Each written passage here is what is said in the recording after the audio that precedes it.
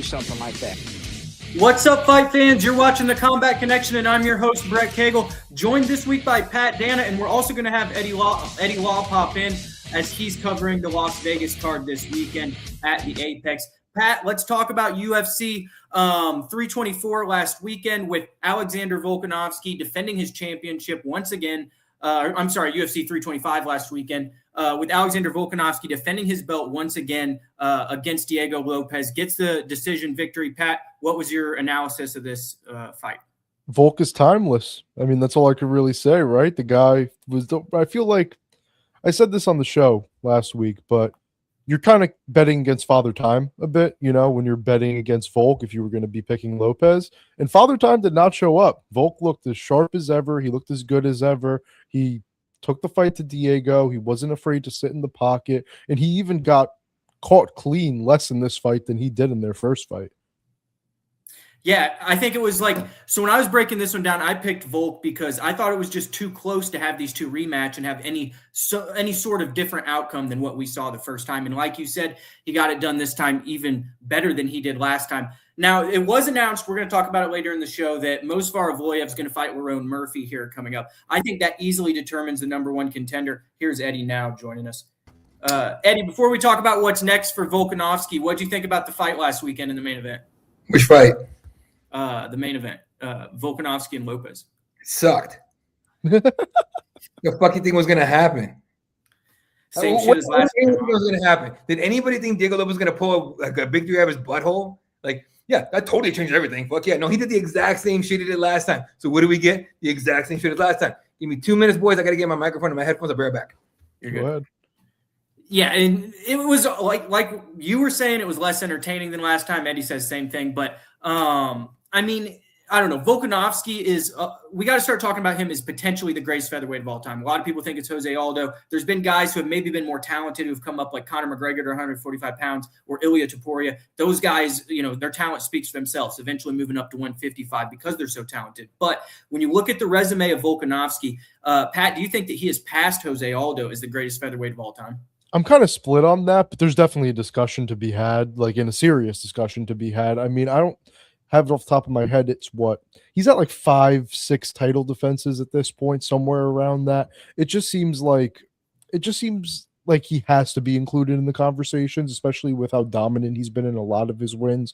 2 of his losses in the UFC, only has 3. 2 of them are at lightweight, and now the guy that was the third loss is also moved up to lightweight. So it really doesn't seem like there's been a lot of people that can challenge Volkanovski even for the championship, and that might be the same way now. I don't shut up, Jake. No, say it to his face, huh? Yeah, right now. But it just doesn't seem like Volk has a lot of interesting title challengers left at this point. Obviously, you have Mosvar and Lerone, but just with the skill set that he has and with the longevity he's had in his career, it's tough to say that those guys are even going to be favorites over him at this point. You know, it feels like Volk is really just one of the best champions we've ever seen at the weight class for sure. Yeah, if one of those guys don't get to Volk, I don't really know who will, you know? I mean, you got guys like Gene Silva also, but Gene Silva just lost to Diego Lopes. Now, styles make fights. Maybe that's more interesting than what we're seeing from Lopes. Maybe he, you know, the ground component there with Gene Silva, maybe he can give some sort of submission threat there. But, you know, like you're saying, with this weight class, obviously it's Mosvar or it's Lerone Murphy coming up next. I thought that Lerone should have got the title shot before Diego Lopes entering this matchup, and you could have had him and Avoyev fight Volkanovski back-to-back, and the chances that he got through both of those guys, you know, in succession would have been very, very hard to do. So, Pat, what did you think here? We're going to move on to the co-main event as Eddie gets ready to come back onto the show here. Benoit St. Denis was able to run through Dan Hooker and finish him by knockout here. I thought he was going to get it done by submission. I picked Benoit in this fight. I thought he was just too tough. Now, Dan was fighting at home. He had the crowd behind him, but Benoit St. Denis is coming on in his career here. And after that loss to Dustin Poirier, He's being quietly college and sitting class, back up here in the rankings, you and learn to he's getting ringer pretty quick. his way So back into those title. are experiences, boots on the. There we go. Okay, there we go. But yeah, for Benoit St. Denis, he calls out the BMF winner. He wants Max Holloway or Charles Oliveira. He's a bad mother effer himself. This guy's got great jiu-jitsu. He shows you highlight reel knockouts against Matt Frevola, and then obviously gets a job done by finish against Dan Hooker. What do you guys think about Benoit St. Denis? And Eddie, is there anything you want to add to the main event from last week? Yeah, God damn it, Dan. God damn it, Dan. You're so much fucking fun to watch fight. You let this French motherfucker beat you. I'm just kidding. That was fucked up. BSD is a bad dude. He's a bad dude. That's all you can say about it. There's nothing else you can say. And Dan Hooker he's as tough as they come. Like, bar none. Bar none. Honestly, Dan Hooker might be one of the toughest motherfuckers in the game today. But when you run into a guy like BSD, who is just like stone-faced, dead set, ready for whatever he wants to do, it's hard to win, dude. It's hard to win. Yeah, hard to beat a guy like this. Especially a guy. Yeah, I know. BSD came up with a loss, right? Am I wrong on that? What? Benoit? Yeah. He hasn't lost since the Moicano fight. Okay. He's on a fourth fight. Okay. That's what I was going for. So the Moicano fight. Once he lost that, like he went from putting on a show to try to win to I'm just gonna win. And if it's a show, awesome. If it's not a show, fuck it. And that's what that was. So it is what it is, dude. I was just bummed out for Dan. Yeah. What did you think of that one, Pat? I mean, I thought it was funny that, I think Hooker had said something before the fight. They were saying something at media day, I think, and it was like, him saying that Benoit wasn't exciting or didn't get finishes or something like that. And BSD added him to his list of finishing every opponent he's had in a win in the UFC so far. So I thought that was a little bit funny. BSD's win streak is elite right now. I mean, the Kyle Prepolek, short notice, whatever, but Ruffy, BSD, and Dan Hooker all finished within the first 2 rounds of the fight at this point. He's an elite lightweight. We've watched the man turn into a fun prospect, put on incredible fights, to now this is an elite lightweight we're talking about. He is bordering in title talks. I mean, we just saw Paddy get the title shot interim title shot ranked number 5. He is now ranked number 5. I'm pretty sure he just jumped Paddy in the lightweight rankings himself. So BSD, I mean, I could see him fighting potentially for a title even next. He's really entered the best of the best discussions at lightweight and is giving us a nice change of pace compared to the guys who we've just been seeing at the top over and over again for years. Yeah, I agree. And I think he does eventually fight for a title. Now, when you talk about the rankings, you got older guys up there like Justin Gaethje, Dustin Poirier. Obviously he's lost to Poirier. They're going to be leaving the rankings. He's going to have to get a title shot here at some point, whether it's this year or years to come. I just don't think there's the talent in the lightweight division right now that can compete with him, both standing and on the ground. Obviously the Moicano matchup didn't go the way that he wanted, but since then he's been able to take strikers down like Ruffy, and then this weekend doing what he did against Dan Hooker. Real quick, guys, the striking stats: 170 for Benoit St. Denis to 51 for Dan Hooker. 2 takedowns for 6 minutes of control time there. Were you surprised how easy he got this one done? Not really. I mean, Hooker's one of those guys, and he looked, for what it's worth, Hooker's takedown defense looked elite for the first 3 minutes or so of the fight. But as soon as BSD got him to the floor, he knew how to get him back and get him back and get him back. And then it was over. He was just such on a different level of grappling than Hooker was that it just didn't even matter how long Hooker could defend takedowns for, because once he got him down, he had the recipe and he was just going to keep doing it. Yeah. Anything you want to add there, Eddie? No, fuck that. I had a couple drinks at dinner. So we had a good battle between 2 strikers, between Rafeal Fiziev and Maruicio Ruffy, who came out victorious. Now there's some teammate drama going on between him and Gene Silva, but one of the most talented strikers in this division is Maruicio Ruffy, who got the win here over Fiziev, who I think both of you guys picked. I thought that Maruicio was just going to be a little bit too long for him, and obviously he struggled against Benoit St. Denis, but it's a completely different matchup this time around against a striker. What did you guys think picking Fiziev in this one? And did Maruicio surprise you guys?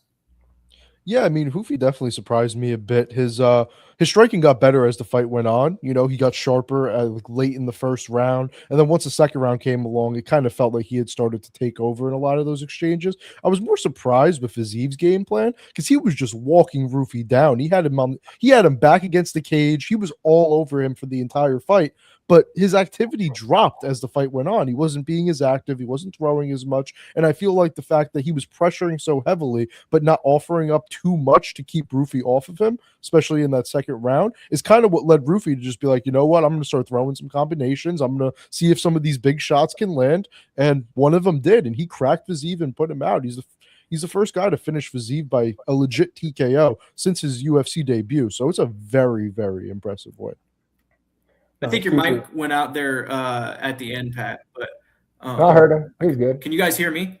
Yeah. I can't hear you. One sec. I'm going to refresh. You guys go. Okay. Yeah, no, dude. Ruffy was a little surprising. He was a little surprising, but you're right. Just like you said, right? The pressure was coming, and Fiziev made himself a stationary target, which is the last thing you want to do with anybody that's an elite striker like a Maruicio Ruffy. So when you make yourself a stationary target, at some point, that guy's like, you're not going to move. You're not going to move? All right, motherfucker, let's go. And he cracked his shit, and that was it. So for Fiziev, the thing about him is that this loss is going to hurt real bad to me, because it's going to be hard to bounce back from it, right?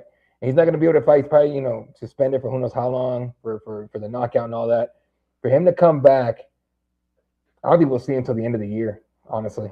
But we'll see. Yeah, no, I think it's going to be a bit until we see Fiziev back in action. It's not like active fighter either in recent years, so that's the thing with him not being an active fighter in general. We haven't really seen him come off, like I said, a knockout loss since his debut, and he's older now. At the end of the day, he's just older now, and he's not as agile as he used to be. So I think it's going to be very tough to see him staying in the top 10 for much longer after this, to be honest. I mean, when Fiziev first came in, he was doing all this fancy shit, right? Like standing right in front of you, and you threw up anything up high, he just bends backwards like freaking Matrix. It's like Neo and shit.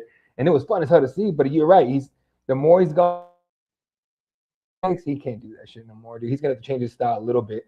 Maybe do more. Maybe he's probably got to wrestle more now. Like he probably got to wrestle more. I don't see any other way to do it. Yeah, I don't know. I feel like this was the fight he would have been wrestling in, you know? Say that? Should have been wrestling in, honestly. Yeah. But let me see. Do you have the rundown in front of you? Yes. Tallison Teixeira versus Tuivasa up next. Ooh. What do you think of that? That was sad, incredibly expected, but sad. I expected Tuivasa to be taking off his gloves and leaving him there, but he didn't. What did you think? I thought the same thing, honestly. I was honestly surprised that after the way those first two rounds went, especially, that Tallison didn't find a way to get him out of there. He wasn't even really particularly close either. So, I mean, Tuivasa actually was the one in round 3 that got, I guess, the closest to finishing the fight, and it was really just because Teixeira gassed out. They were both gassed out, but Tuivasa at least pushed through it better. Like I said before the fight, I wasn't too high on Tallison. I didn't think he was like some elite heavyweight prospect or anything like that, but just the fact that like he struggled this heavily with the guy like Tuivasa, and he had to resort to the wrestling. Like it was a bit weird. The performance itself was not impressive from either man. I'll say that. It really wasn't. Brett, you're on mute. Hold on. Can you not hear us though? No, he's on mute. He can't. Oh, you muted. You are muted. No, look right here, bro. Damn it. Oh, no. No, his mic's unmuted. He's like, okay. Yeah, Can you hear us? Messed up. We can't hear you, Brett. We can't hear you. Can you hear us? Okay, close the browser. Okay, disconnect, close the browser, open the browser back up, and try to come back on. Live TV, folks, is how it happens. Anyway, but dude, yeah, no, Tallison Teixeira. What do you think of Tallison? Do you has a chance? Like in the UFC, in this heavyweight division, we have guys that have shots like a chance, like a Josh Hockey, like a Steven Aspin, like newer guys, right? But I don't see much of Tallison that's going to last against the top 5 of the division. No, I don't. I really don't see Tallison competing with the top 5 of the division. If anything, he'll just be a guy that, can go out there and get finishes. I know we didn't see it. I know we really didn't get to see it in this fight. He really didn't show that finish potential that I think he has. But I really don't think he's like his size is his biggest attribute, and that can only take you so far at heavyweight. We saw what happened with Stefan Struve. I mean, he's already ranked in the top 15, so good on him. But once he gets into that top 10 fighters, give or take, I just don't see it working out too well for him. It's not, and it won't work out. It's just going to be like kind of. I expect them to totally get, depending on who the next matchup is. I expect them to kind of take a couple of steps back. We'll see. What do you think of Quillan Salkilld, dude? That dude is a godsend for this division, dude. He's just awesome, man. Like I liked Quillan Salkilld on DWCS. He was a great fighter. He had obviously had a decent amount of potential, but the fact that he's realized it so quickly is kind of what surprised me most. I thought he was going to be a guy that needed to build himself up a bit in the UFC, maybe take a loss and on his way up. But at this point, I mean, I know it's Jamie Mularkey, but even not just this win, the Nasrat win as well. He's teetering on a ranking, which is crazy because he's just shooting right to the top of a stacked lightweight division. And a lot of guys really don't do that nowadays. We've seen guys take 7, 8, 9 fights to even get close to those rankings. And it's been 4 fights for him. And he's already basically right there. So I think that, I mean, a lot of people have been throwing it around on social media. I could very well see them matching him up with a guy like Beneil Dariush next and seeing how that kind of matchup goes, because I think they really do want to push him into these rankings and see what they have in a guy like Quillan Salkilld. Yeah, no, Salkilld, dude, I could get him out of nowhere too. Start whooping ass. It was a lot of fun. Brad, can you hear us? Yeah, I can hear you. Can you guys get me? There we go. All right, take the reins, bro. We're on Quillan Salkilld. What do you think about that one? Before I get to him, he's a talented prospect. And I like I said last week, I thought that was a passing of the guard matchup. He's the new Australian lightweight that's going to be on the scene now. Mularkey's been in those big matchups in the past with Jalen Turner, matchups that were ranked, that really dictated who was going to be the next contender here in moving up weight classes and ranked matchups. But that's going to be Quillan Salkilld moving forward. But before I get to that, Tuivasa, guys, he's got to be gone, doesn't he? Like, it's the end of the road for Ty. Tallison Teixeira, like Pat was saying, I was listening to you guys. I'm not that impressed with Tallison Teixeira. I think guys like Josh Hokett, other prospects in the division might be able to beat Tallison Teixeira right now. I don't know how he would stack up against a Waldo or a Sergey Pavlovich.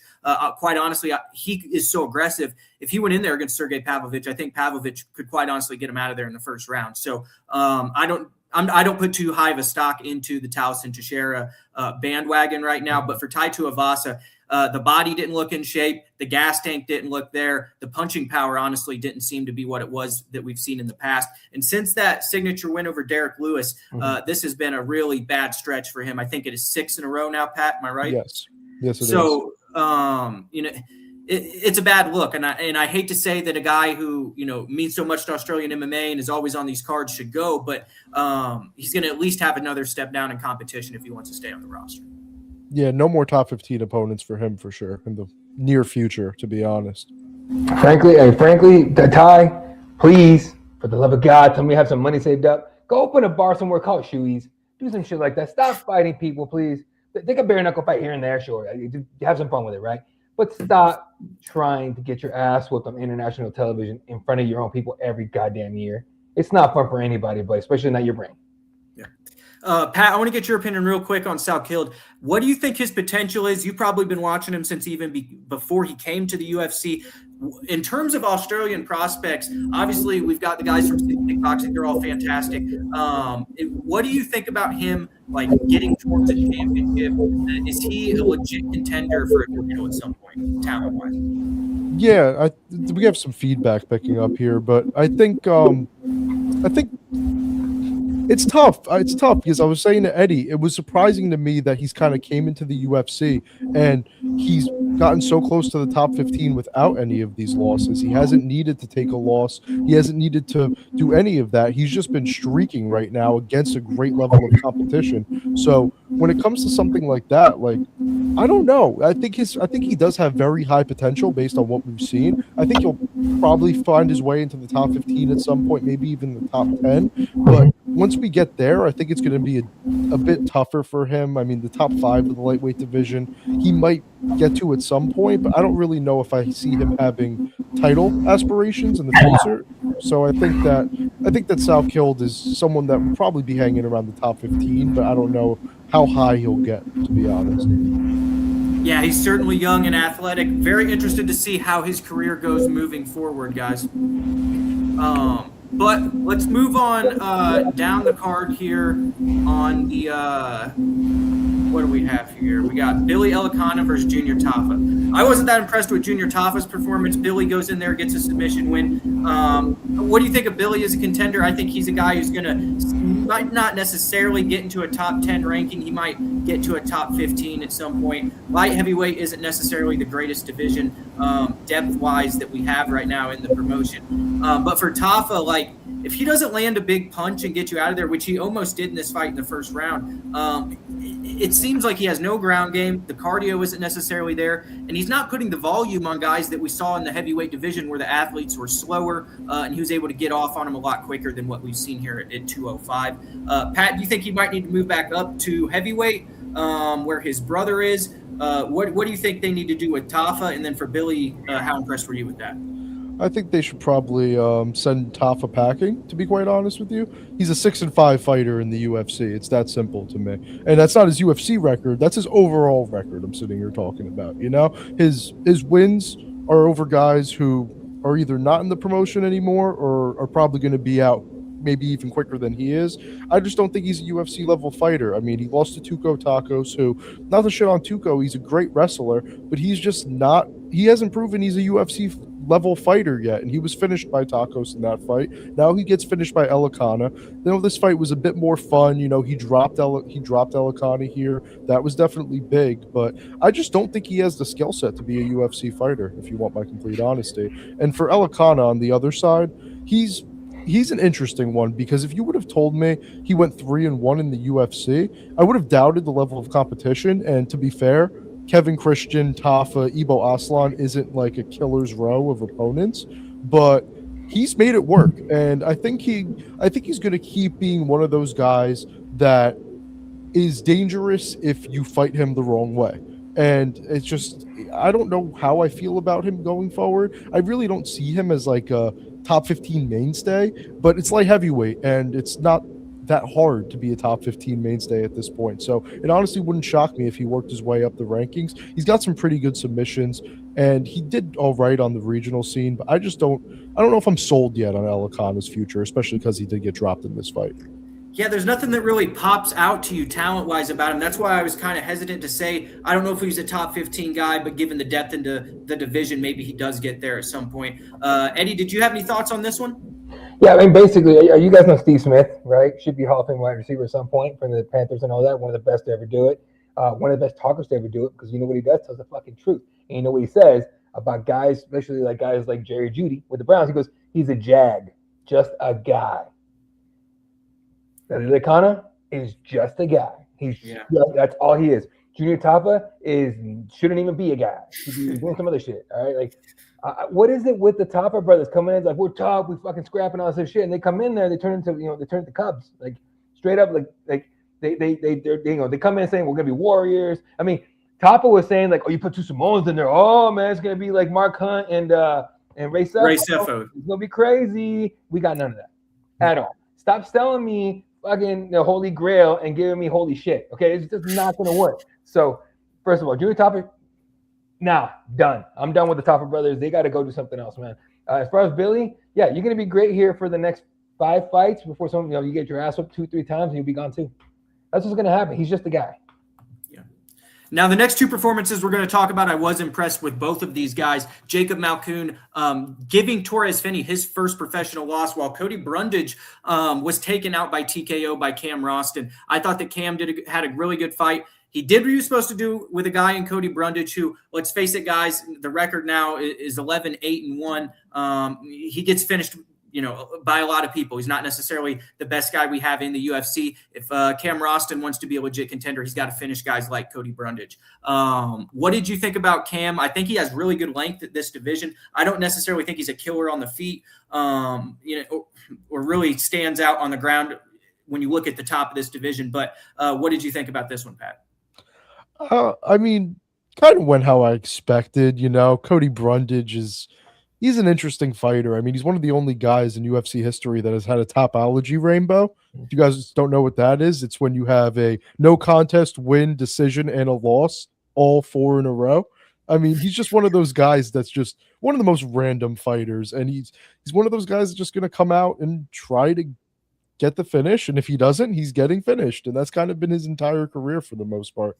Against decent fighters, at least. Rowston has kind of surprised me, though, in the UFC. I wouldn't have thought he would go 2-0 in the UFC to start against a decent level of competition, including Andre Petrosky. You know, he's finished Petrosky and Brundage now, and he wasn't a guy I was particularly high on, to be honest, coming off of DWCS, and he's already been proving me wrong. I mean, the fact that he fought in August on Dana White Contender Series and is already 2-0 in the UFC, as impressive as it is. So I think he'll do a decent job of working his way slowly up the ranks, but I don't think he's ever going to be top 15, if you want my honest opinion. He's a solid fighter that can put on some fun fights, and he's definitely getting better. There's no doubt about it, but he's just not a guy I really see a massive future for in the UFC, but he could be a long time stayer, if that makes sense. I could see him fighting in the UFC for a bit. What did you think of this one, Eddie? It seems like we're keeping guys around like Cody Brundage. I think O'Day Osborne's on a fight coming up here pretty quick too. A lot of guys getting around here with 11-9, 11-8. What do you think of him keeping some of these guys around? You know, I have a punching bag in my garage that is beat up and it's old and it's scratched up, and I should replace it. But, you know, you got to have a punching bag for somebody, right? We had Cody Brundage. Cody, I'm sorry. All right, I think you're good. Solid. You're solid. I think you're okay. But, yeah, you're not. You're like fucking – sorry. No, you're not a UFC fighter, but you're a PFL guy. I'll give you that much. But you need a guy to get beat up, and that's what they keep him around for. And now that he got beat up, they're going to send him packing. It's over. He's not staying. They're going to get rid of him. Yeah. Now, a guy who really is showing potential is Jacob Malkoun. So we got to talk about this guy's great performance. He took the undefeated record of TOrrez Finney, who a lot of fight fans were complaining about the style when he came on against Robert Valentin. You know, it was kind of lulling and it wasn't the most fan-friendly or entertaining. But Jacob Malkoun stopped those takedowns and really beat him up on the feet in this one. Pat, what do you think about Malkoun's performance? I mean, Malkoun came back after a 2-year layoff and looked better than he ever has. I mean, I know Finney had some kind of injury early on there. I would have liked to see him take Finney out, to be honest, especially because he did seem disabled for most of the fight. But I think he looked great. I mean, he did what he needed to do. His boxing definitely looked career best. And I just think that, I mean, I don't know. He had a really bad back injury or something like that kept him out. Obviously, if that's not going to be an issue anymore, I'm a lot higher on the prospect of him staying in the UFC. He's not a guy who I think will make it too far just because I feel like he's going to lose to a lot of better strikers and guys he can't get to the ground against. But if he's going to put on performances like this, it's not going to hurt to keep him around, you know? It seems like they kind of wanted to give TOrrez Finney tougher fights because of his style and see if he could win those fights. And he definitely did not win this one. You know, he didn't really come very close at all. So I think that Malkoun is good for that, basically. He's a good test for guys coming up. He's a good middle of the pack kind of guy. But depending on how active he is will be depending on his injury history and everything. I just hope he can stay healthy and hope he can keep delivering performances like this, because it does seem like he improved from the last time we saw him. Yeah, definitely. I was impressed. What'd you think, Eddie? He fought a guy with no arms, bro. No neck either. Have you ever seen Yeah. Have you ever seen TOrrez Finney's arms? They don't exist. You know why? Because he's grabbing at nuts the whole fucking time. The one thing TOrrez should have done in this fight is do what he does best: sniff crotch and take him down. And you know what he couldn't do is that shit. This asshole tried to fucking box. Who the fuck told TOrrez Finney? Did you really think you were DC, bro? Right? Did you really think you were DC? You ain't no DC, bro. Hell no. Get the fuck out of here. All right? You are a boulder with no arms, a fuck ton of legs and ass, and fucking just jacked right here. Outside of that, dude, you can't box with God. Stop trying to box. You should have taken his ass down, beat him up on the ground, bore us to death to a win, and keep on moving. That's what should have happened. Instead, you try to get cute with a guy that just literally picked you apart. All he wanted. And then you got hurt. Okay? Should have still even more crotch sniffing right there. Go for it. Nothing. Didn't do anything. The TOrrez Finney showed up and froze. That's bottom line what happened. He showed up, he froze, didn't fight like himself, and he's gonna go. The next time we see him, they book him. He's gonna be like, "You're gonna see the real TOrrez Finney." Are you sure, bro? Are you sure? Come on, dog. Come on. Fuck out of here. I don't know. Yeah, I think the UFC knows something these I wanna matchups see. and what the weaknesses are for each of these guys, and they knew they wanted to see TOrrez Finney put in the fire against a legitimate competitor that was going to make him fight on the feet, and they knew the wrestling background of Malkoun was going to make TOrrez Finney fight this one on the feet. Guys, real quick, striking statistics on this one: 151 to 42, Jacob Malkoun to TOrrez Finney. 117 of those were significant to 27 of TOrrez Finney. Now we have Michael Bisping and Sean Strickland in this division, so obviously those numbers aren't going to be up in the top 10 of the rankings and stuff when you look at the division. But those are a lot of strikes. That's 50 strikes landed per round, north of 170 pounds. That's a lot of damage done there to TOrrez Finney over 15 minutes. Yeah, no doubt. He definitely put the paws on Finney. Yeah. No, Finney and shit. Just let him go. Like I wish he would have worked out in WWE. Is it the one trying to WWE? Or was that Stevenson? No, that was Denzel Freeman, wasn't it? No, it was Stevenson. Okay. Oh, it was. Yeah. Well, hey, look, WWE, come get this guy, please. Get him out of here. I don't want to see this dude ever again, please. Real quick before we get off of this card, Jonathan McKay. How do we pronounce this last name, Pat? Micallef. Micallef. He was able to submit Oban Elliott, who I've been really high on. I thought Oban's one of the most well-rounded guys on the roster, but he was able to get him out of there at home. What do you think of his prospects in this division?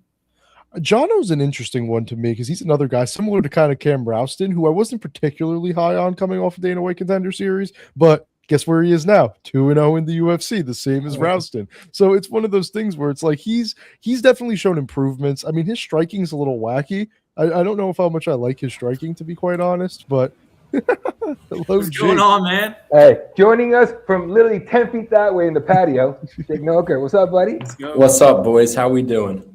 Doing pretty good, man. He's literally right there, motherfucker. Hey, Eddie! Me and Eddie got ourselves a big day tomorrow going to Syndicate. Oh, nice. Very nice. Hey, what'd you think real quick of the main event between Volkanovski and Diego Lopes, second time around? Same as Eddie. It was boring. It was just the first fight all over again. I mean, I think the scorecards are pretty much the same, right? Yeah, they were. Yeah. Not for me. Not for me. And then do you want to see Benoit St. Denis fight the winner of the BMF fight between Oliveira and Holloway? Yeah, but let me look at the rankings real quick before I say yes 100%. Got to be official here. All right, so where's BSD? Number 5. Yeah. I mean, yeah, lightweight's a weird one because like Armin needs to fight, Gaethje needs something now. Maybe Patty Benoit. when he returns. Ooh, Benoit and Patty would be heat. That would. That'd be sick. I mean, I'm down for that. Honestly, yeah, because Benoit is a BMF. So if he's going to fight anyone, maybe that makes sense. Give him that belt, and then if he wins that, give him a shot at the title. Yeah, it makes sense to me. So, Jake, what are you guys doing at Syndicate tomorrow? Tell us a little bit about that. I don't really know yet. I know I got an interview with John Wood that we're going to go in for sparring, Eddie. So we'll watch them spar. I know we can film some of that depending on who's got what going down. So sparring footage, couple interviews. I know Aljo's hopefully going to be there. So just some fun fighter content. Maybe I'll put on a rash guard, get beat up a little bit. I was going to say, I think we should bring our gear, dude. I got my gear. Oh, I got it. Let's do it. You want to see us get our asses whipped on fucking video? I would love to Put it see on the that. Cageside page. I'm always down to do like a roll or something with a fighter if it's like tasteful content. So yeah, we can figure that out. I got How about this? You roll first, I'll video, and then we'll switch spots. Great, yeah. Throw me in there first with freaking Marab or some shit. I want them to. Oh, it's Marab. I was gonna say I want them to get tired before they roll with me. Fuck out. I'm not rolling Marab. Get out of here. I would try it, but I know I'm gonna get my ass kicked. Fun fact: Joshua Van is a blue belt in jiu-jitsu, and so am I. So I do with that information what you will. 10-year blue belt, baby. UFC champs, Eddie. Craziest part, you had your blue belt before Van did. Yeah. He just got his. Yeah, he just got it. No, he just got like the 3rd stripe or something. Oh. No, they promoted him to a blue belt with the stripes on it already. Yes. He won the UFC belt as a white belt? Yes, I think so. That's I think so. Damn. Yeah. All right. Shit, boy. All right, fight fans, the UFC isn't the only ones putting on a card this weekend. We do have the first PFL card of the year. Usman Nurmagoemdov versus Alfie Davis will take place this weekend. And Alfie Davis has been talking a lot of shit here, guys. What do you think about the prospects of him fighting Nurmagoemdov? Do you think he stands a chance in this one, Pat? Obviously, he's going to be a pretty big underdog on the betting odds. Oh, yeah. I think he's like I mean, I think Usman's already like minus 1,500 or something along those lines. He's already a massive favorite. And I think he's going to make Alfie Davis regret a lot of the shit he's been talking, to be honest. I just don't see Usman letting that slide. And I think there's going to be levels here shown on the ground, especially. I think in the striking, it's a close fight. I think Alfie Davis is a very technical striker, but he's not dangerous. He's not a guy that really knocks a lot of people out. I mean, he did catch Clay Collard, but I mean, it's Clay Collard, he's older, and it's just not the same as it was. I think Alfie Davis's lack of power is not going to scare Usman, and I think Usman's just going to try to take the fight to him, try to get him down, and I think he's probably going to try to wrap up a submission or something like that, try to get one of his first finishes in a bit and really prove a point in his first title defense. Yeah, I think he's definitely going to test the grappling here. And in the last fight for Alfie Davis, when he won that belt versus Gadzi Rabadnov, I did not agree with that decision. I thought Gadzi Rabadnov should have won that fight. Obviously, Gadzi, I believe, trains with those guys over there in Dagestan. So that camp has prepared for him in the past. But, Eddie, what do you think about this one? Usman breezes through him or what? Well, dude, look, what's the last time we saw Usman fight pissed? Probably Alexander Shabley. And yeah. He beat him up. He didn't finish him on purpose. He wanted to beat him up the whole fight. That's what the whole point was. He's gonna come in trying to do that shit. He's already. I mean, you don't talk shit to Usman. Funny enough, Habib, like you can talk to him, he'll just be like, "It's okay, brother. I fuck you up in the cage, right?" Like Usman will just be like, "All right, mom, you want to play? You can play. I know some Russians that'll fucking hide your body, dude. Fuck out of here." So I think it's gonna be one of those things where Alfie's gonna yap it up and try to get in Usman's head. It's not gonna work, and he's gonna get his ass whipped on fight night. Hey, and I like Alfie's trash talk. I really like Alfie's trash talk, by the way. That's just I'm a fan of it. But either way, Jake. So yeah, Usman. But let me throw a bone here because it's interesting. Alfie is obviously a dog, but I worry Usman might be looking past this a little too much. He's been talking UFC, his final PFL fight, next fight. He's been talking more about what's next than he has about Alfie. And that's just dangerous. You can't really do that in MMA. I don't care who you are, who you're fighting. 4-ounce gloves, it doesn't take much. So I just worry that maybe Usman's overlooking him a little bit, and you can't do that with Alfie Davis. But no, on paper, Usman should win this fight pretty handedly. Yeah, that's a great point. Now, we do have another great matchup on this card between two undefeated fighters from Russia. Ramazan Nurmagoemdov was able to take the Bellator welterweight championship from Jason Jackson. Shamil Musayev has went on a knockout tear, winning the PFL World Tournament 2 years ago. He took a year off. What do you guys think about this matchup? Obviously, when Shamil went through that tournament, he was able to stop Logan Storley and a couple other guys as well who were elite grapplers. Both of these guys good on the ground. I think that Shamil Musayev probably has the better punching power on the feet. I don't think that Ramazan's going to be able to use the grappling like he did against Jason Jackson. I don't know if there's a welterweight alive that can beat Shamil Musayev right now. If he went over to the UFC, I think he'd be a top 5 guy. What do you guys think about this matchup of undefeateds? Yeah, no, I love Shamil Musayev. I think he's a murderer. I mean, we saw it in these past couple PFL fights. He's just been running through guys. Even his rematch against Murad Ramazanov, of course, they had to rematch right after he knocked him out for no reason. But they did rematch, and that's his only fight that's went to decision in a bit, and he didn't allow Ramazanov to land anything. I think he landed like less than 10 significant strikes through 15 minutes, and the fight took place mostly on the feet. Musayev is just one of those guys who, he kind of came out of nowhere, but he seems to be an anomaly. He seems to be really, really good. And Nurmagomedov poses some interesting grappling issues, but so did the past couple guys he's fought, and it didn't matter. So I just think that, I don't know, Nurmagomedov is not a bad fighter, but in a 5-round fight especially, I think he's going to need to try to finish a guy like Musayev to potentially win this fight, because I think as the fight goes on, he's just going to get picked apart more and more and more. And Musayev's not a guy that has ever lost, let alone been finished. So I just don't see that happening. I think Musayev takes this one. What do you think, Eddie?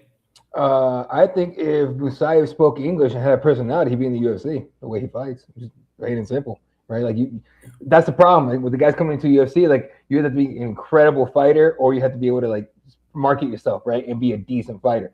Musayev's a great fighter. I enjoy watching his fights. He's one of the few that don't speak English and have a stone face, like one of those Dagestanis that can fight. So, if he can speak English, had a personality, be great in the UFC. That being said, I mean, who's gonna beat this dude? I mean, honestly, like he has all the. No one outside the UFC, I don't think. No. Right now, he's on a roll. He gets this one too. sky's the limit for this dude. He'll be champion, and now he'll have a belt. He had won the tournament last time. What else does he have to do? Do you guys think that Gene could beat him? I don't know if he could, but at least it's a more interesting fight, in my opinion. I think at least Gene and how hungry he is, the momentum he's had, I think at least it's going to propose some interesting questions and an interesting fight for Musayev, but I don't think he would be able to now. Too much too soon. Yeah. Not anytime soon. Lazy King is going to be a problem for Musayev soon, I think. He's also on this card, isn't he? He fights right before him, yeah. Henley St. Louis replacing, I don't remember who he's replacing, some dog. Who's he replacing? Umbulatov? Yes. Umbulatov, yes. Which is a much easier fight. Kenley's a much easier fight. But I think that's a welterweight title fight I think is coming soon. Because I think Musayev wins, and I think Lazy King's, I think they're trying to build him up. Yeah, Lazy King's had some rough performances in his past too, but he's not a bad fighter. He's a very good fighter. I need to see him piece things together a bit more so far in the PFL, because that fight against Jack Grant was a bit of a weird one for me. I thought he was going to beat Jack Grant easily, and Grant gave him a lot of trouble. So I just want to see him continue to progress towards the title and actually put a statement out there this fight. He's this is going to be a statement win. I'm not even trying to talk shit on Kenley. Like, I've known Kenley for a bit from Cage Fury and the regional scene, but there's levels, man. And this is a good one for Lazy King. Yeah, probably the biggest favorite on this card. Another former champion in this promotion, Jesus Pinedo, is going to make his return. He's going to be returning against an undefeated Russian fighter named Izbulev. Do you guys know anything about the prospect from Russia that Pinedo is going to be fighting this weekend? Yeah, he's a tank. He's only won by finish. A lot of them are in round one, and he was one of the top prospects outside of a major promotion earlier this year, or late last year, before the PFL did end up signing him. He's exciting. I mean, what can I say? Head kick knockouts. He can take the fight to the ground and finish it there. I mean, he's just an absolute beast, honestly. Izbulev is a very, very fun fighter, and I think he's going to pose some real issues for Pinedo. It's a very tough PFL debut. I was kind of shocked when they made this matchup, because it's like you're not even going to ease him into the promotion. You're just going to throw him right into the fire. But, I mean, honestly, he's the favorite right now on the betting odds-wise, and I think it's for good reason. Not saying he'll beat Pinedo, but I think there's a reason he's the favorite in this fight. He has shown a lot, and he's just an incredible finisher. So if Pinedo gives him the chance, I think he can take him out. I'll tell you what, dude. If this dude's legit, what's his name? Fuck, I missed his name. Salamat Izbulev. Thank you, Izbulev. If he's legit, we're gonna find out. Because if you look at his record, the last fight he had has been flagged for issues, and if you see the matchup, it was a complete mismatch. The dude was 17-10 and had no business being in there whatsoever, clearly. And so we'll find out if he's legit or not. Pinedo's one of those guys that will put you in the fire and test you, right? He hit you hard and make you think twice about every choice you made in your life, but. This dude, I mean, I don't know anything about him. I'm excited to see what he has, but just with the very little we know, I think Pinedo should be able to win this fight pretty good. For what it's worth, Tapology flags that promotion no matter what now. Okay. Yeah, it's a flagged promotion under Tapology. Henry Cejudo's grappling match in that promotion was flagged for Yes. So that just goes to show that Tapology is just done with that promotion at this point, and that's that case, shit. I'm excited to see what this kid has. Yeah. All right, guys. Let's talk a little bit about the new matchups that were announced last night. MVP versus Sam Patterson, Mosvar Avoya versus Lerone Murphy. Where in London is this, or in England is this taking place?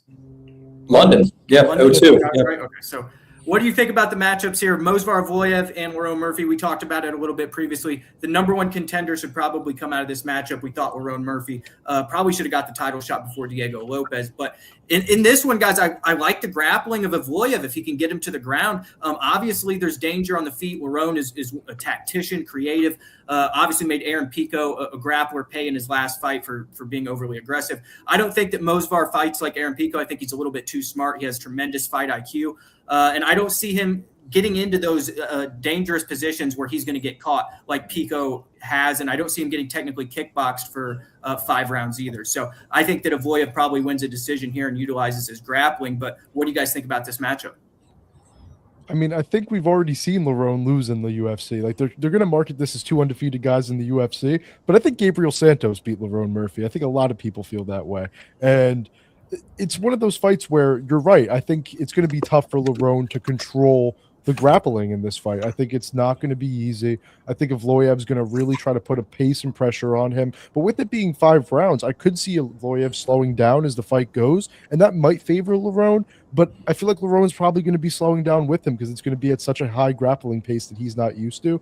I think Lerone is a great fighter. There's no doubt to it, but he's not a knockout artist. I mean, he had that crazy knockout against Pico in his last fight. I'd be shocked if he replicated something like that, honestly, because it's just not what he's been his entire UFC career.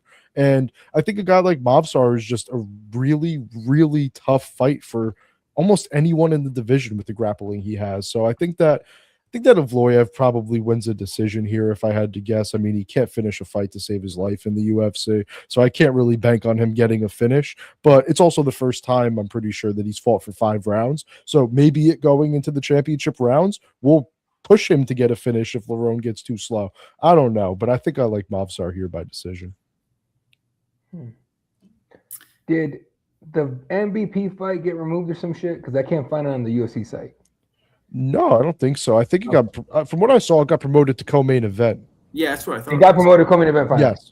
Okay, thank you. Or UFC. The fuck was that shit? You're gonna have Luke Riley in the co-main event? I get it. You like Luke Riley. All right. You gotta respect the old guys, motherfuckers. I know he's 38 years old, but MVP can still fucking crack. All right. Sam Patterson is going to have a bad night that night. That being said, it should not have taken this long to get Lerone for a fucking title shot, right? The second Aaron Pico went unconscious, and Aaron Pico went unconscious on the way to the canvas. The second he got hit and he's doing this right here, right here, Dana and Hunter should have been like, yep, title shot, there you go, next guy, yep. Should not have been Diego.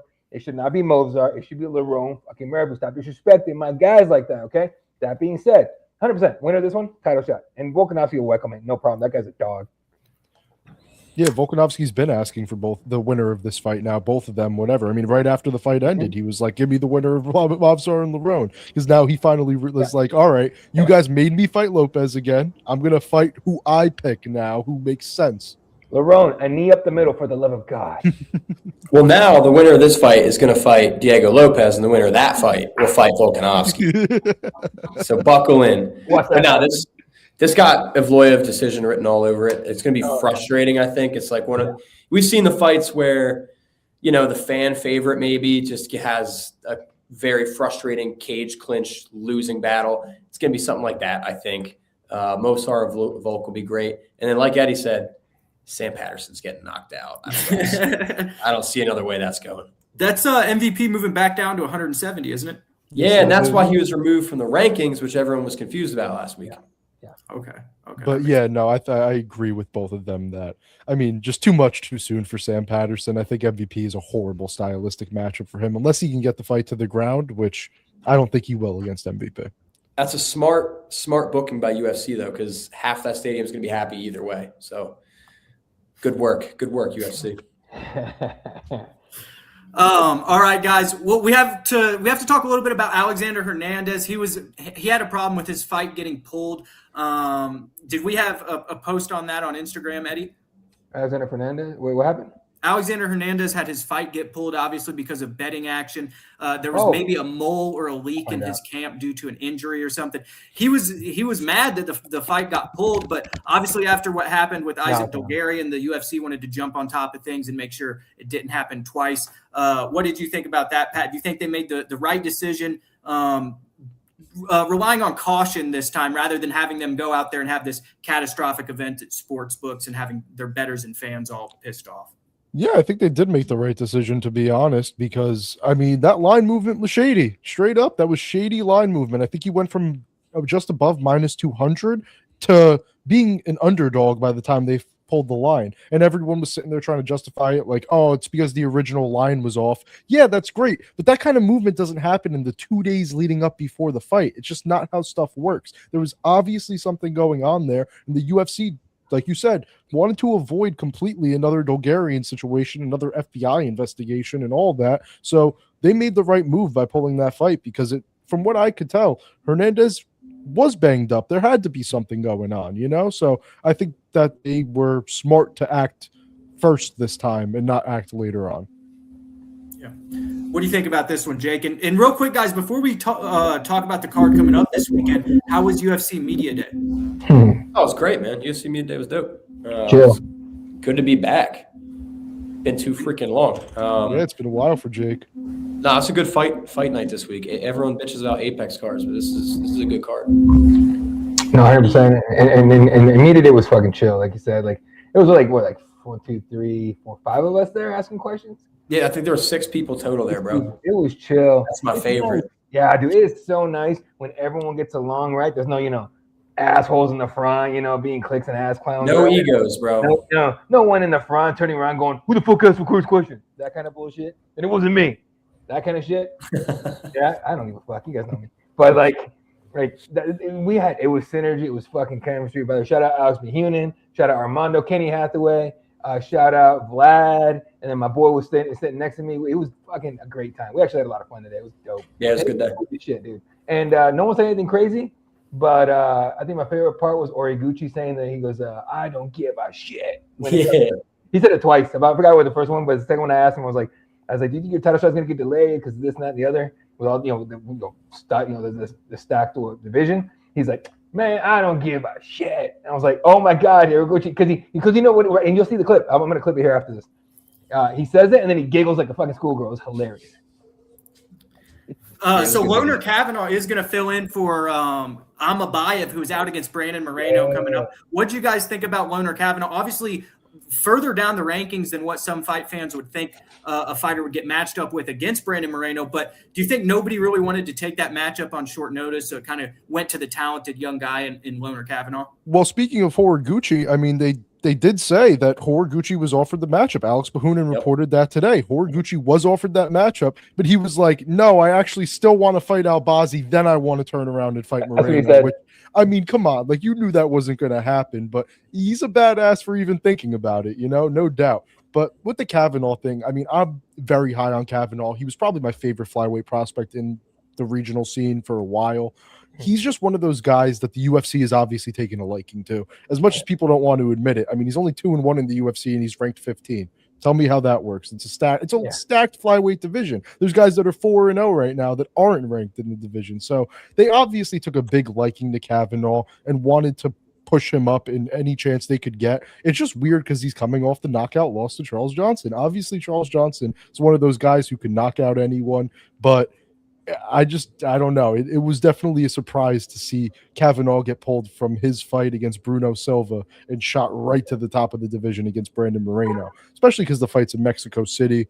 Mexico known for the elevation, the cardio troubles. Taking a short notice fight in Mexico is hard enough. Coming off a knockout loss against a top 5 fighter doesn't get much harder than that, So Kavanaugh's got all the cards stacked against him right now, but I think he's going to give Moreno some issues, at least early in the fight with his striking. If Moreno wants to grapple, that'd be very smart of him, but I don't know. I just don't think Moreno is on an upward trajectory. I think he's either plateaued or he's going downwards at this point. So I think this would be the time that a guy like Kavanaugh could come in and pull off an upset, but I don't know. This seems like the cards are stacked against him here. Boys, what do you think about this matchup for your boy, Eddie? Oh, no. What up, Jake? I was going to say, I got to bounce. I got a podcast to produce. So, Brett, thank you for having me. Pat, you're the man. Anytime, brother. Eddie, I'll see you soon, boy. That was a good all. Appreciate you. Anyway, so that was funny. Is your boy Brandon Moreno getting beat up or what? Pat says it's. By Kavanaugh? No. But he damn sure ain't going to fight for the title again. No, that's over. Those days are done. Brandon Moreno is way, way closer to gatekeeper than he is title shot ever again, right? This 125 division is insane. He's already in the back of the line behind Pantoja, behind Tyra, Cop, Origuchi. Yeah, you're talking. He's in like the 6th, 7th slot, and that's a maybe, right? That's a maybe. Okay, so no, Brandon Moreno's 100% gatekeeper status at this point. If you beat him, you're gonna get bumped up to a possible title in the conversation, of course. I think Kavanaugh's betting on himself to have a huge leap into it, and the UFC's like, fuck it, we like you, throw him in there. So I give Kavanagh a ton of credit for this, for all the reasons you guys said, specifically the elevation. That is no fucking joke, okay? Right? Even from my hometown, Guadalajara, elevation there sucks. But you go from Guadalajara to Mexico City, it sucks worse, okay? You could tell the difference. So straight up, ask Cain Velasquez, which, by the way, free Cain next month or soon enough. Let's go, Cain. But yeah, get out here and start beating up some fucking pedos. Anyway, but we'll send you to Washington. There's a lot of them. Anyway, we're getting pulled up on YouTube. I'm sorry. Straight up, a lot of credit to Loner Kavanaugh. Look, I know people complain. I've seen complaints about this, right? Like, how could we call this guy? Then call this guy. Two things: you can't make it in one fight, and two, they say no, you can't make it in one fight. Kavanaugh said yes, so let's go get it, young boy. I think it's as good of a matchup as they could have made given the circumstances. You get the young, talented kid up. He's going to get good experience. Even if he doesn't win against Brandon Moreno, it's only going to build his career for the future when he does make legitimate title pushes, here in his late 20s and early 30s. So I like the matchup for given the circumstances. Let's get into this weekend, though, guys. We have a fight night. Eddie is there live. Him and Jake have been at UFC Media Day. They'll have coverage on both of Jake's at Home of Fight, and obviously you can catch Eddie here at Cageside Press for their coverage all week. But we got Mario Batista versus Vinicius Oliveira. Guys, Vinicius Oliveira is a very talented prospect, hard-hitting guy, southpaw. He's going to go against Mario Batista, who's known for his grappling. He can stall fights against the cage, but in my opinion, he's going to have to do that for 25 minutes if he wants to have success in this fight. I think Vinicius Oliveira is too dangerous to sit there at range and trade with, and on the ground, he does have submission threats as well. I don't think that Mario Batista is going to get caught by anybody, but at the same time, I think that there are times that Batista is going to be able to stall this one against the cage and maybe win a decision here. That's probably where I'm going with my prediction. What do you think, Pat? I just want to throw out an interesting stat. Someone pointed this out to me, so shout out them. But Batista hasn't landed a takedown in his last 4 fights. He's just not like I don't know. He's a good grappler, of course. There's no question, but he's not like a high volume wrestler. He's not a guy that keeps getting the fight down or consistently lands takedowns, honestly. And I think that might be a problem against a guy like Vinicius Oliveira. Oliveira is a hard hitter. He kind of is like almost like a Drekus of bantamweight right now, where he looks tired, but he still ends up fighting well. He still ends up getting the wins. He's a very fun fighter. I'm a big fan of Loke Dog, and this is coming more from my heart than it is my mind. But I like Vinicius Oliveira here. I think he might catch Mario. Batista's been stunned a bit before in the past. I think this might be a decent fight for Vinicius Oliveira to really jump to the top of the division. Don't get me wrong. The pace of Mario is going to be a serious issue. So if this fight does extend to the 4th, 5th round, I think it's Bautista's to lose at that point, because his pace, his pressure is definitely going to be like wearing on Vinicius. But honestly, I think Vinicius might be able to take him out before them. I think Bautista's a great fighter, but I honestly think he may have hit his ceiling here. And I think that a guy like Vinicius Oliveira might be able to capitalize on that. What do you think, Eddie? I'll tell you what I think in a second. I fucked up and went to Twitter right now. Mike Bond, MMA junkie. Why are you giving Michael Chandler a fucking audience, please? Don't do that shit, dude. You know what this motherfucker did? Said Michael Chandler thinks Max Holloway wins at 236, and then he'll fight Max Holloway. Would be Max Holloway was Michael Chandler for the BMF belt at the White House. Fucking stop. Jesus Christ. Why do we entertain this dude? Are we not done with Michael Chandler? 280 in the UFC. Somehow we still think he's decent. Fuck out of here. He beat all that 20. You know what? I'm gonna lose my shit if I keep going. Ferguson and Hooker. There you go. That's horse shit. Love Hooker, not elite. Can we agree on that? Yeah. Not UFC elite anyway. Can we agree on that? And Ferguson, it was the ghost of Christmas past, of the ghost of Christmas past, of the ghost of Tony Ferguson. That fight don't even count. Fucking stop it, Michael. Shouldn't even Stop count. it, Michael. Go home. Like, you can fight at the UFC Guantanamo Bay card, all right? Against like against like a rabid husky. I don't give a shit. Anyway, I'm so sick. I'm not gonna try to do it. Anyway, main event: Mario Batista, Vinicius Oliveira, 5-round fight. First one for Batista. Not the first one with Oliveira, but Oliveira has never gone 5 rounds. All right, he never has to. Oliveira's fight style, psychopath off the rip. You can't do that against Batista. Batista is absolutely going to be ready for 5 rounds. No fucking problem. All right, I'm telling you right now. Mario Batista will go 5 rounds without an issue. Vinicius Oliveira will gas out if he fights his style, looking to take him out. So if Oliveira's smart, first round, feel out round, right? Feel out, see what it's going to look like here and there. Second round, put it on a little more. Third round, ball out. Let's do this shit, right? Because I don't see where Batista is going to beat him up that is going to get him a finish. But I can see plenty of spots where Oliveira can get a finish. That's just my opinion on that. Now I'm covering the card, so I'm not gonna pick a winner. But it's a great fight, right? And if Vinicius comes out firing like crazy in the first round, he's not gonna last in the 5th round. right? But Mario, he absolutely be there. So the game plan for Vinicius is patience, strike at the right time, in my opinion. Otherwise, Mario Batista, dude, just fight your fight and let this dude gas himself out. One of the things that gives me cause for concern in picking Batista in this fight, Pat, is when Oliveira's last 2 wins are against Saeed Nurmagoemdov and Kyler Phillips. Both of those guys are no slouch on the ground either. So, and honestly, Saeed might be as good of a grappler as Batista is. So, I don't know. I am going to pick Batista. I'm going to side on you. I said I'm going to side on experience over youth, but Vinicius Oliveira can go in there and win this one by knockout in the first round or second round, like Eddie's saying. He's very athletic. He's the younger fighter, and he could get this one done. But what do you think, Pat? Are you officially going to go with Vinicius in this one? Yeah, I'm going to go with my heart over my mind here. I mean, I don't dislike Bautista by any means. I know a lot of people still hold grudges against him because of the Aldo win, but I don't have an issue with Bautista. I just think that Oliveira is definitely an interesting matchup for him. And like I said, I don't know. I think Bautista is at the highest point he'll probably reach in his career. I didn't really see him as a guy that would even get that close to the top 5, to be honest. So now that he is, I just don't know how much higher I can see him possibly going. What? So that's what we have for the main event. Eddie's not making a prediction. He's going to be there covering it. But Amir Albazi and Kyoji Horiguchi at 125 pounds, guys, I think this is one of the best fights of the entire year so far. Amir Albazi, obviously a good grappler, has been in the top 5 of this division for a considerable amount of time. Kyoji Horiguchi, a former title challenger against Demetrius Johnson, went over to Bellator and was successful over there, had success in Ryzen as well since coming back, has looked fantastic in that one performance.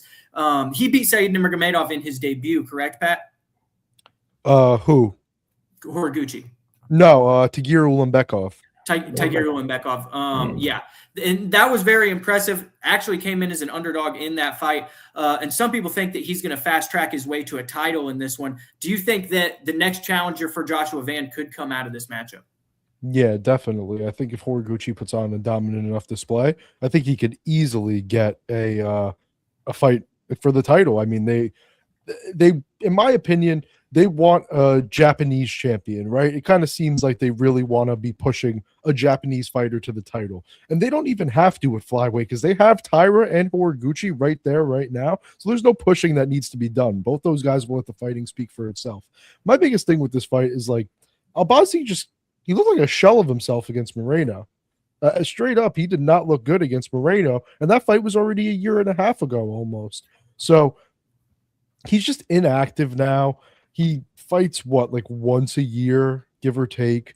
Like, I don't know. I just don't think Albazi is what he should have been. You know, the injuries got to him. He had a lot of stuff going on, never really was able to fight consistently. I thought he had potential champion written all over him back in 2022.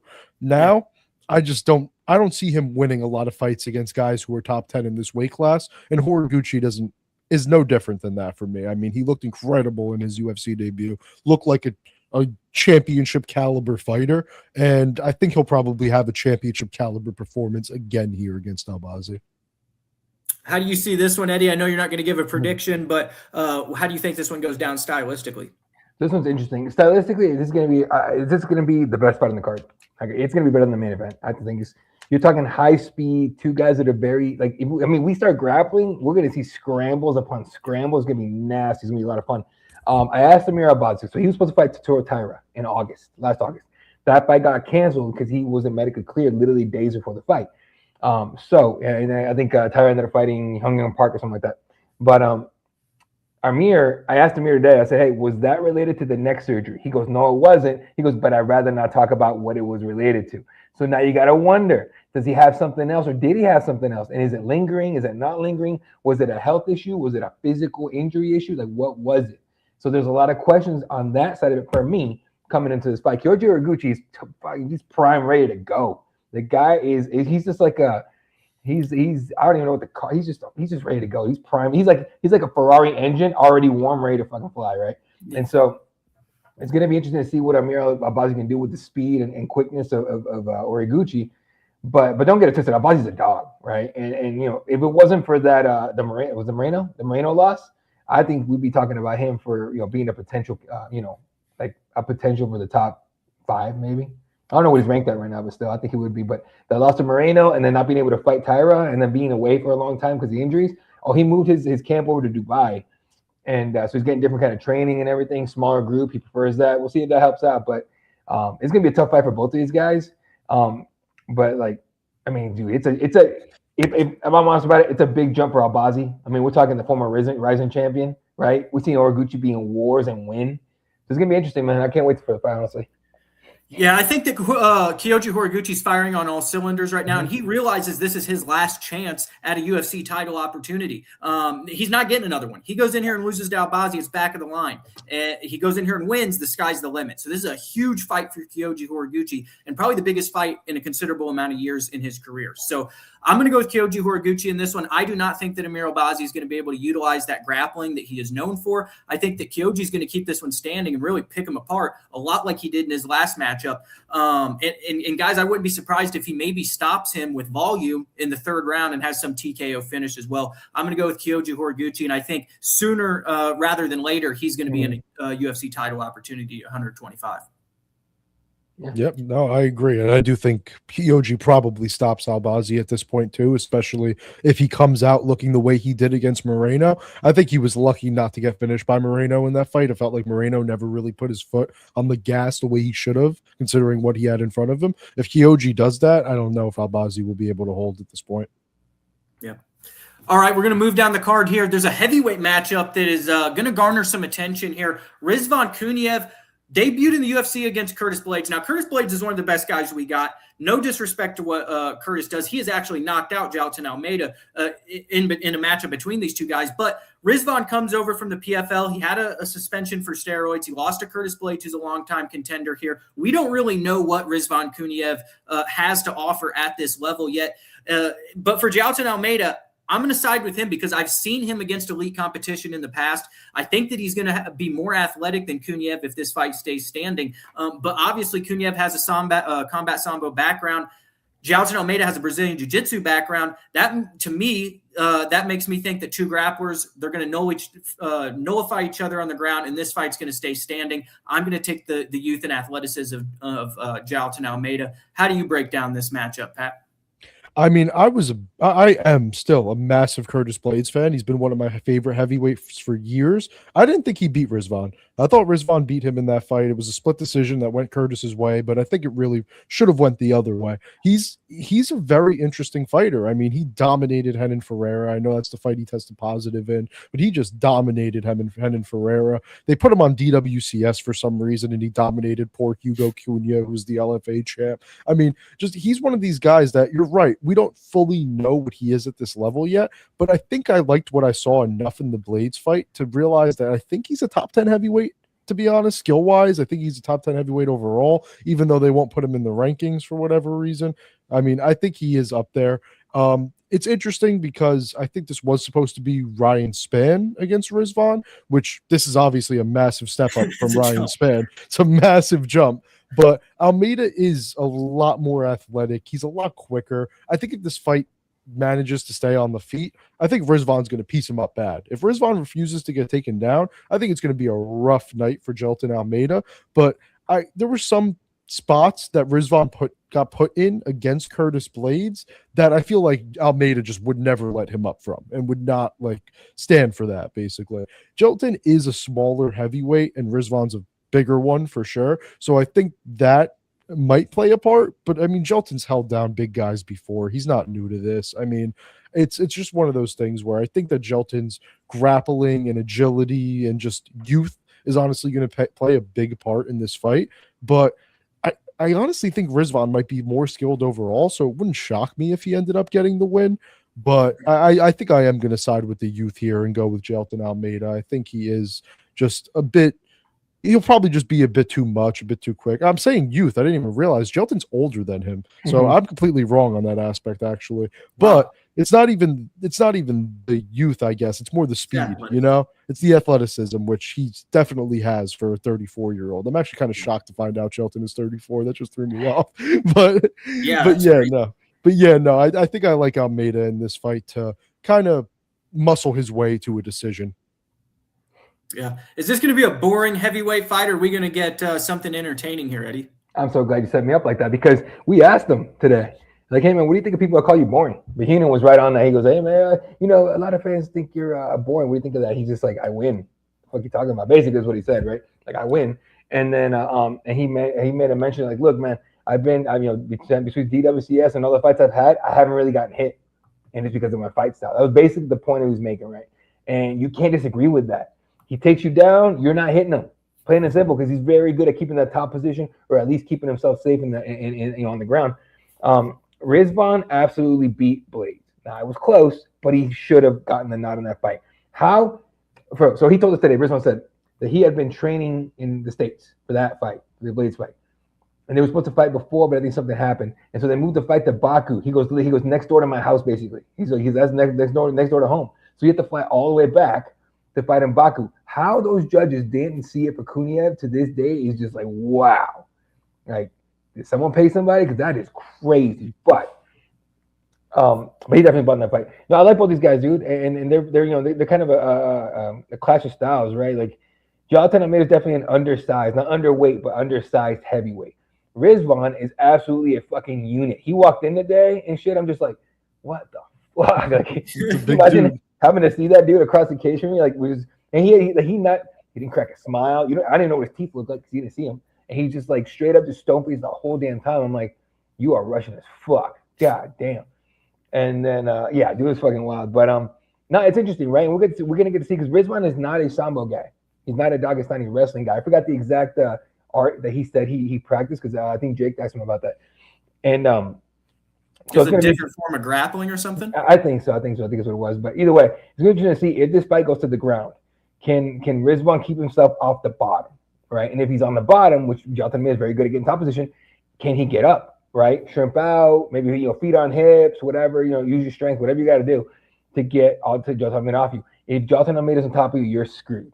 That's it. You're not going anywhere, right? Even if he doesn't finish you, he's just gonna hold you there, and that's the best case scenario. Worst case scenario, he beats your ass while he's on top of you. And so it's going to be an interesting fight. If he keeps it standing, like Pat said, Rizvan's absolutely going to piece up Jonathan Almeida. But that's the one thing that's not going to happen. KGB Jiu-Jitsu is a fucking, oh my God.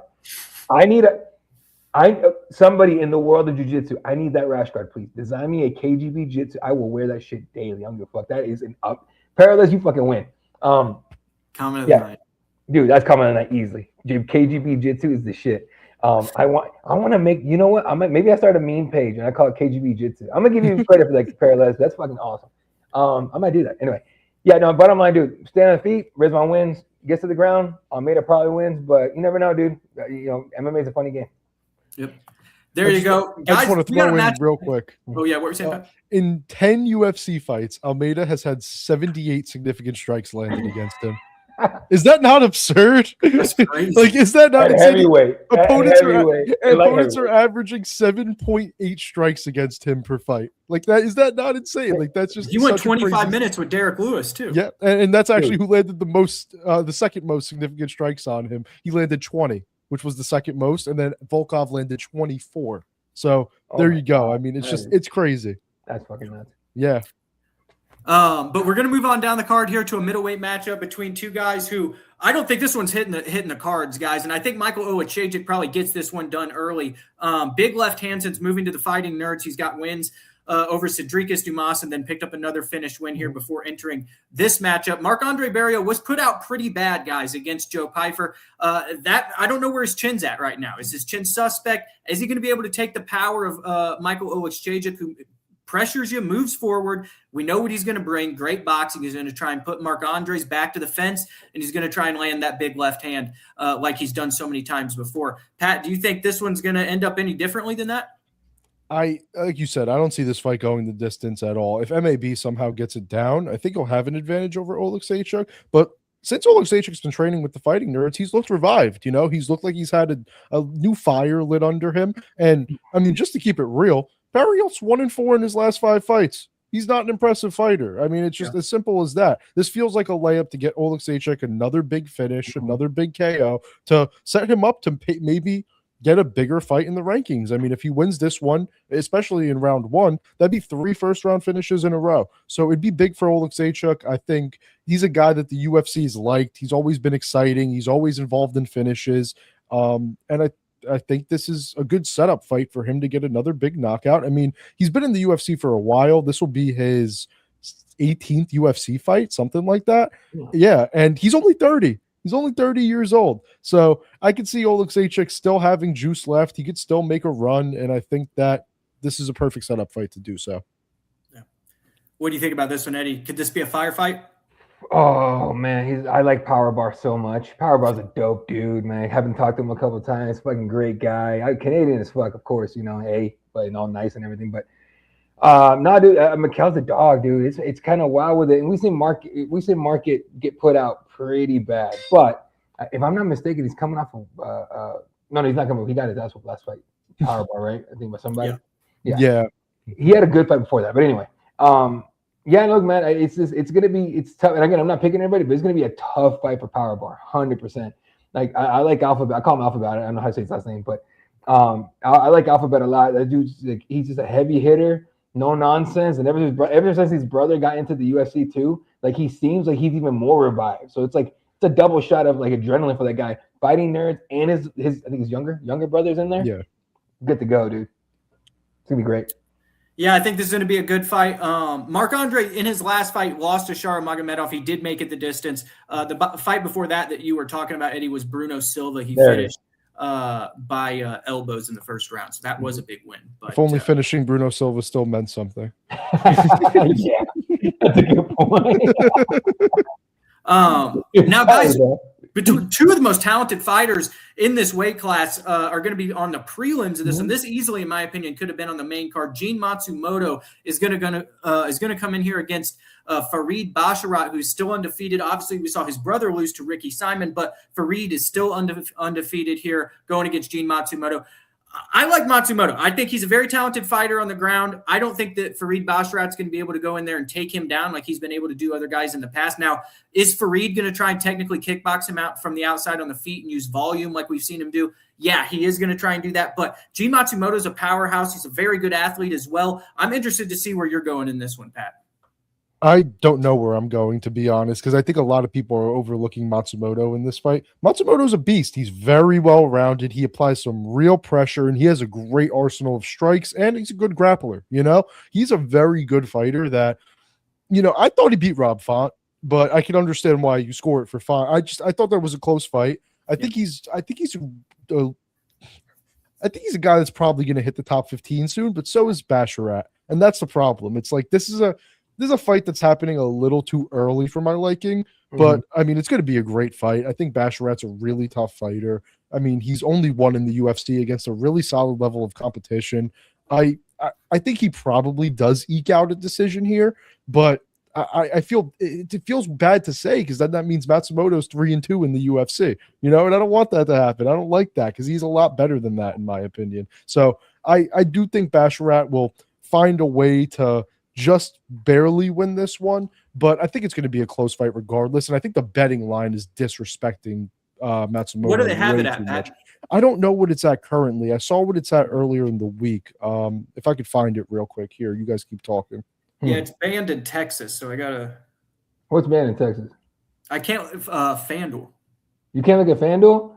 Nope. Well, I thought you were talking about. I gotta walk back into Illinois just to view betting lines. Oh, Matsumoto is plus 235. Basharat is minus 290.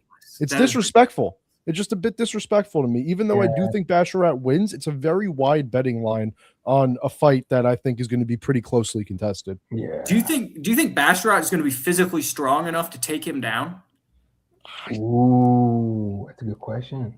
I don't think so. I mean, I don't know. Matsumoto's built like a fucking shit brick house, man. Yeah, he's not real. Yeah, I'll say you guys see the fucking picture I take on Friday morning when he goes on the scale. He's gonna look ridiculous. Like dehydrated, he looks insane. Like right here is just normal. Dehydrated, his muscles have fucking muscles. It's crazy. No, dude, I think this is a good fight though. 100%. Yeah, this is gonna be interesting. I don't know. I want to, like Pat's saying, my brain's telling me to go with Basharat. We haven't seen him lose yet. probably by decision because Matsumoto is so tough. But Matsumoto is dangerous standing and on the ground. I would not be surprised if he pulls off an underdog victory this weekend. But I am going to go with Basharat by decision here, and we're going to side on caution. Yeah. But look, bottom line, I'll put it this way: when you fight Jun Matsumoto, if you underestimate him, you already lost the fight. Do not underestimate Matsumoto because that's the easiest way to lose that fight. Yeah, and he's only going to gain experience with that loss to Rob Font as well. Yeah, he's a baby face, but he's going to have that experience real soon, dude. 100%. Julius Walker and Dustin Jacoby, real quick. Pat, what do you think about that matchup? Dustin Jacoby, obviously a really good athlete, big straight right hand, former gory kickboxer. Julius Walker coming in here 7-1. Do you think he is someone who can maybe take the place of Jacoby as a gatekeeper in this division and move his way up, in the division here at 205? I think he'll move his way up in the division, but not for this fight, honestly. I think, he was supposed to fight Yuran Satibaldiev, which was a very well-matched fight. I think that was a great fight for where both of those guys were at in their career. And then he pulls out and Dustin Jacoby steps up on short notice. And the thing is, I would be like, it's short notice, so that's definitely hindering Jacoby. It's not. He was supposed to fight Jimmy Crute last weekend. So it's not a short notice fight at all for Jacoby. He's been ready to fight, and he was supposed to fight a guy in Jimmy Crute who poses a lot of similar submission issues that Julius Walker does. I think Walker kind of overperformed a bit in his fight against Benefield, especially on the feet. I think he isn't a bad fighter by any means, but seeing the way he performed on the feet in that fight was definitely big. I just don't know if he'll be able to stand the power of Dustin Jacoby. He got rocked a couple times in that fight against Benefield, and I think Rafeal Cerqueira, who just got cut today actually and was 0-4 in the UFC, he rocked Walker at some point in that fight too, I'm pretty sure. So just off that alone, I think I'm going to have to lead Dustin Jacoby here. I mean, Walker has the tools to make it a tougher fight, but I think it's just too much too soon for a guy like Julius Walker. Yeah, I got to agree with you. Hopefully we get an entertaining matchup in this one. Dustin Jacoby always tries to bring it on the feet. We'll see if Julian Walker tries to stand there and trade with him as well. We're sorry about some of the technical issues that we had here earlier on in the show with our Sound Fight fans, but we will be back next Wednesday with all of our breaking news and instant analysis from this UFC Fight Night card and the PFL Dubai card coming up this weekend. Thanks for joining us, and we'll catch you all next time. Wait, Eddie, the Arizona Cardinals have a coach. Michael Flora, baby. Nah, don't fuck up the draft, Monty. Fucking dipshit. All right, look, if you go out there and you dress some stupid shit and not a lineman, we will run you out of Phoenix, Monty. Get Kyler some help, huh? If you ask me, I think it's the perfect time to sign Nathaniel Hackett to offensive coordinator. We already did. Yeah. Enjoy Matt Nagy, who made Patrick Mahomes look like a bitch. I'm not enjoying that. That's why I have to make fun of you. I know. All right, we'll see you guys.